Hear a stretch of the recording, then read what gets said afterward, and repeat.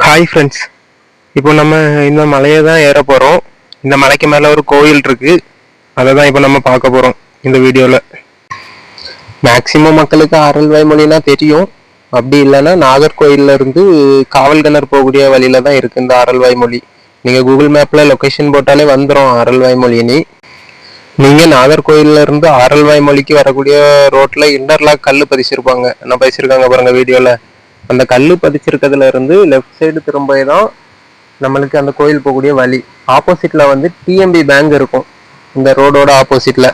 வேற அந்த ரோட ஒட்டினாப்புல ஆரல்வாய் மொழி கவர்மெண்ட் ஸ்கூல்ல இருக்கும். அந்த ரோட்ல நீங்க ஸ்ட்ரைட்டா போயிட்டே இருந்தா போதும். அப்போ போகக்கூடிய வழியில ஒரு மலை ஒன்று தெரிய ஆரம்பிக்கும். அதான் அந்த மலை, கோயில் இருக்கக்கூடிய மலை தான் அது. அந்த மலையை பார்த்துட்டு அப்படி நீங்க ஸ்ட்ரைட்டா போயிட்டே இருந்தா அந்த ரோடோட எண்ட்ல ரைட் சைடு ஒரு ரோடு கட் ஆகும். இந்த ரைட் சைடு ரோட்ல லாஸ்ட் எண்டு தான் நம்ம மலையோட ஸ்டார்டிங். ஃப்ரெண்ட்ஸ், இப்போ நம்ம அருள்மிகு பாலசுப்ரமணிய சுவாமி திருக்கோவில், இதுக்கு இன்னொரு பேர் இருக்கு, தென்பழனி சித்தர் மலை. இந்த கோயிலோட மலை அடிவாரத்துல தான் நம்ம இப்போ இருக்கோம். அப்படியே நம்ம மலையேற ஸ்டார்ட் பண்ணலாம், வாங்க போலாம்.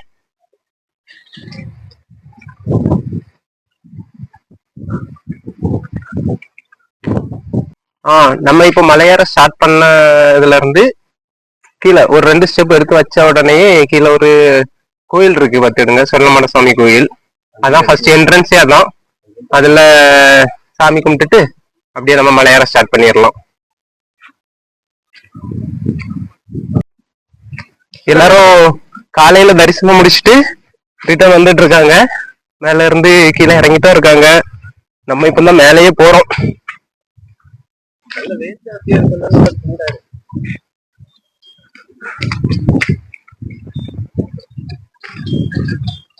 இந்த இடத்துல நல்ல காத்து இருக்கு. மலை பகுதி பாத்தீங்கன்னா அவ்வளவு மேடும் பள்ளம் சொல்லி நம்ம ஒரு சூப்பரான ட்ரெக்கிங் ஸ்பாட்டா தான் இருக்கு. கண்டிப்பா எல்லாருமே வாங்க.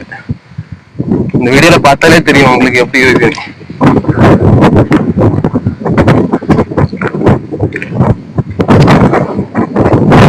இந்த இடம் தான் எப்படி படிக்கட்டு மாதிரி இருக்கு.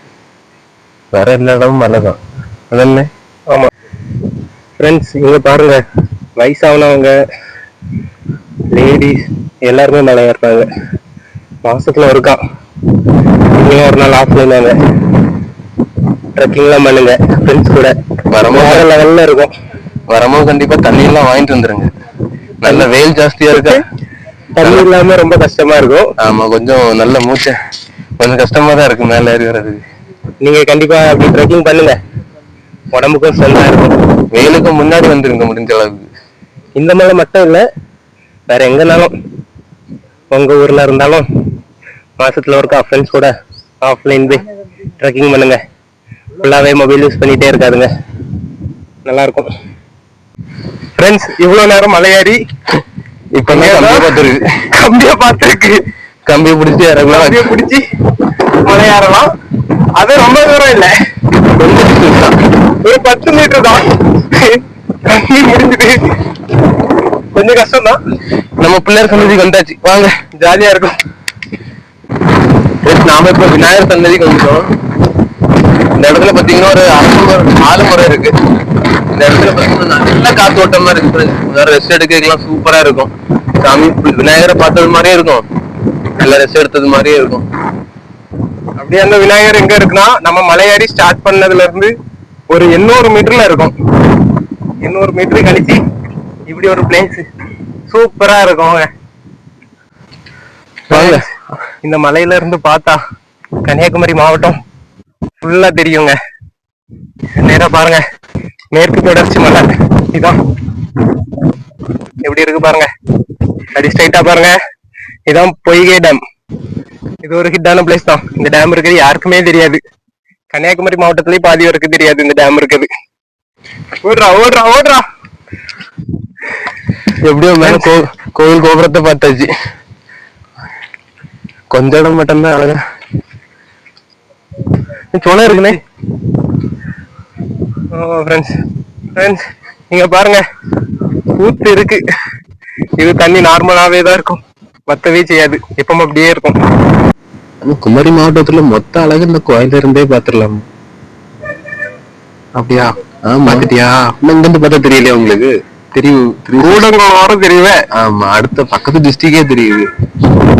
இந்த இடத்துக்கு வந்தா கன்னியாகுமரி டிஸ்ட்ரிக்டே 360 பார்க்கலாம்.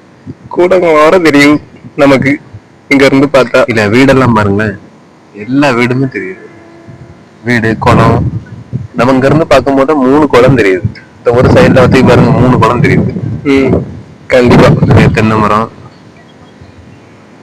இயற்கையே இங்கதானே இருக்கு. ஆமா, மலை.